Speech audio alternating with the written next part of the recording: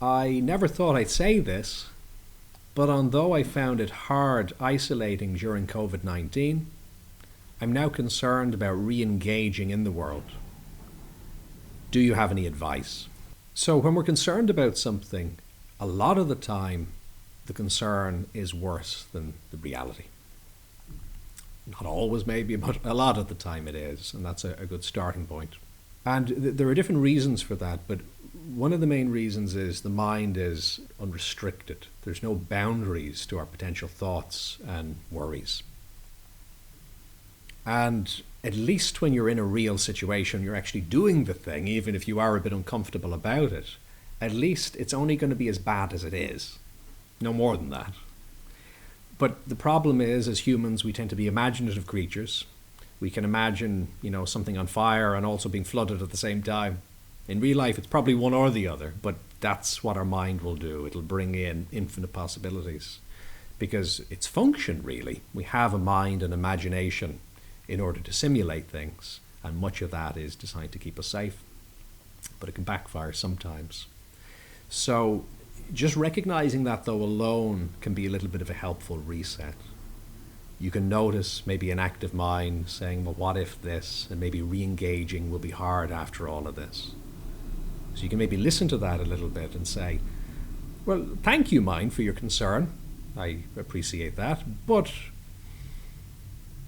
I'm going to do this, and I'm going to do it well, and if need be, I'm going to prepare and I'm going to practice for this, rather than, and this is more the issue, rather than to sit there simulating the challenge again and again and again. So we kind of train ourselves to expect difficulties, which of course makes us more uncomfortable, and that causes some problems as well. If you're doing that, if you're preparing to re-engage, but you're not re-engaging just yet, how do you do that? So there is, just like muscles tend to atrophy if you don't use them, and then you need to work them out to get them up and running again.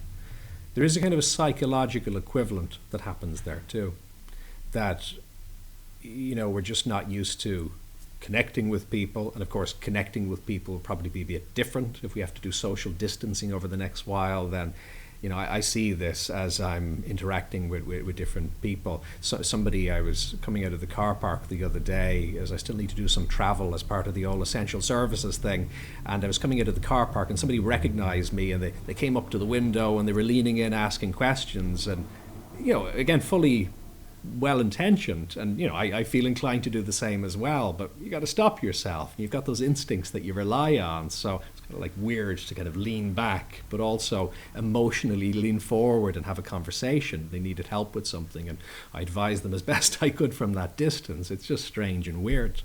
So it is unusual, and it is a little bit difficult. So we need to practice restoring, I suppose, from any atrophy of those mental muscles that's already there, getting back to what we used to do again. But then, of course, we might need to build some muscles that we didn't even build to begin with, because maybe things are going to be a little bit different over the next while. So we can't, from a distance, plan all of this perfectly, because we don't know all of the variables. But we know enough to be able to start stretching, I suppose, in that direction. And there's no reason why right now we can't start practicing re-engaging. And in a very simple way, what you can do is when you think about the coming weeks or months and getting back to work or getting out and about a bit more again, or whatever that means for you, at least when you're thinking about it, think about what you want rather than what you don't. It sounds like such a simple point, but at least when you're starting to engage in that direction, you're thinking, okay, well, imagine it is going well.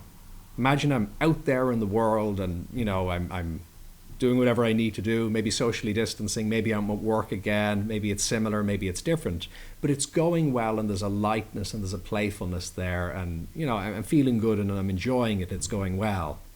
And this isn't just trying to convince yourself that that's the case. This is kind of a simulation exercise. You're saying, well, what would it actually look like?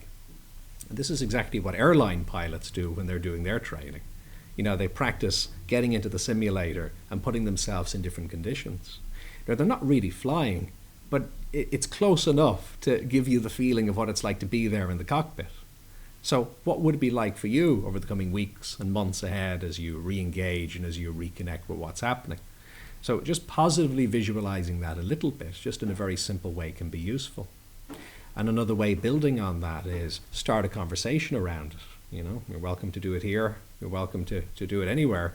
Talk to people, particularly people who are in maybe a similar circumstance than you, co-workers, people you're studying with, if you're studying, various parent support groups, and so on, art groups, etc.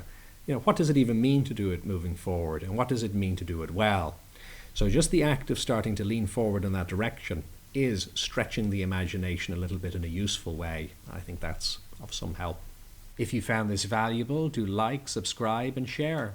And what's your experience? Do you have any questions or topic suggestions? You can contribute in the comments, on social media using #BodyMindSelf, or at jfl.com.